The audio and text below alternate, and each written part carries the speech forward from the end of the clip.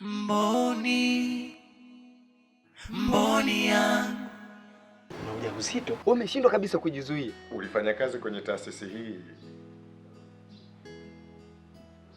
zaidi ya mara 2 mpaka mara 3. Na mimi ndo nilikufukuza kazi. Sasa mume wangu unaenda wapi? Ninachotaka ukae na mume wako, umshauri aweze kunipatia haki yangu, la sivyo nitamtumia video zako.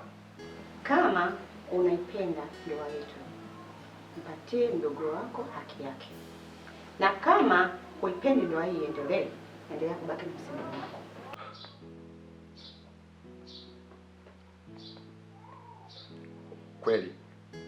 Kweli kampuni ya familia, na mimi ndo msimamizi.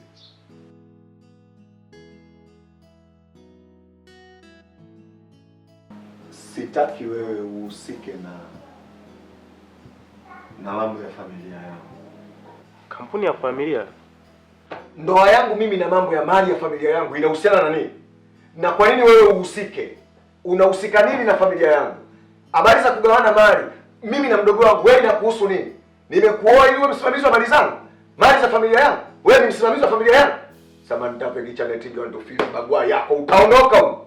Mboni, mboni yangu.